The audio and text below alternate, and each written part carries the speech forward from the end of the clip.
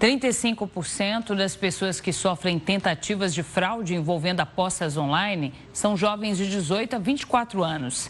Essa faixa etária é a mais afetada por esse tipo de investida, seguida por indivíduos de 24 a 29 anos, que correspondem a uma parcela de 19%. Os dados estão presentes em uma pesquisa realizada por uma empresa especializada em identificação e proteção de usuários no ambiente digital. O período estudado foi o primeiro semestre desse ano. Ao longo desse tempo, 1,29% das transações financeiras analisadas foram identificadas como suspeitas. Isso representa uma queda de menos de meio ponto percentual na comparação com o ano passado, quando essa porcentagem foi de 1,54%. O levantamento também mostra que em 69% dos casos, o alvo dos golpistas é uma pessoa do sexo masculino. Para saber mais detalhes desse levantamento, a gente conversa agora com Marcelo Souza, que é head de produtos da CAF, a empresa responsável pela análise.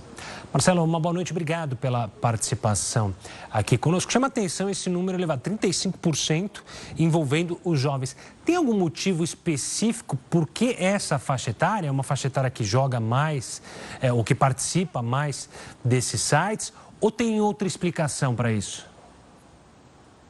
Boa noite, Renata. Boa noite, Gustavo. Existem alguns ângulos para a gente olhar esse ponto. Acho que sim, é uma população bastante ativa nessas casas de aposta e nessas plataformas de aposta. Então, eles não são o grupo que mais aposta, mas é um grupo que tem uma participação bastante relevante. Portanto, é natural que encontre-se mais fraudes nessa população. A gente também pode olhar por um ângulo comportamental, por ser uma faixa etária de pessoas que estão mais expostas e navegando na internet, consequentemente tomando mais riscos, eventualmente acessando algumas plataformas ou caindo em promessas que são mais arriscadas e, portanto, se tornam alvos mais fáceis para os fraudadores.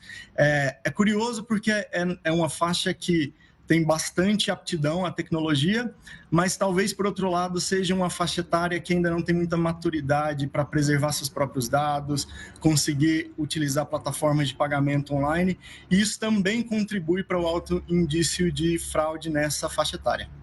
Marcelo, muito boa noite para você. O fato de ser um mercado que ainda está em processo de regulamentação acaba favorecendo, né, a ocorrência de fraudes. Como que você acha que vai ficar esse cenário depois da regulamentação a partir de janeiro do ano que vem?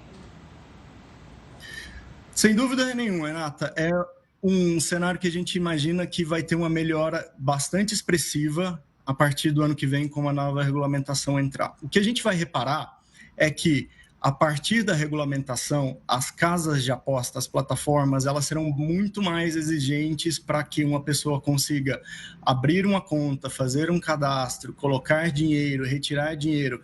E tudo isso vai minando as brechas que os fraudadores encontram e exploram hoje em dia. A gente já repara, como a própria reportagem menciona, que os números de fraude vêm caindo nessa indústria. Parte disso a gente já interpreta que é reflexo das melhorias e da inércia da regulamentação, que, embora ainda não está valendo, a gente repara que várias casas de apostas já estão implementando mais controles. Então, a gente espera que no pós-regulamentação seja um ambiente muito mais controlado que é hoje, portanto, vai coibir mais a ação de fraudadores. Marcelo, uma questão que ficou na minha cabeça. A gente tem vários tipos de fraudes, golpes nesse mundo virtual. Nesse mundo das apostas e nesse mundo em que os jovens têm sido os principais alvos, essas fraudes, elas estão ligadas à engenharia social, estão ligadas a outros tipos de golpes tecnológicos, ou seja, acesso aos dados. O que vocês conseguiram observar? Gustavo, a gente vem reparando que não foge muito do padrão que a gente já é acostumado no mercado financeiro, nas transações de compras através de sites de e-commerce. Acho que a grande maioria das pessoas conhece os golpes, as engenharias sociais, mas ainda a gente cai porque elas têm se tornado cada vez mais elaboradas, cada vez mais legítimas. A gente percebe que alguns desses golpes têm sido muito uma réplica real do que acontece na operação das empresas. Então, a gente sim vê muita engenharia social, que são aqueles golpes onde uma pessoa mal intencionada cria todo um enredo, seja para conseguir mais informações sobre a possível vítima, para daí então acessar uma conta indevidamente, ter acesso a credenciais, a senhas ou informações que habilite essa pessoa mal intencionada a obter algum acesso indevido. Mas sim, a gente também não pode deixar de observar que, conforme esse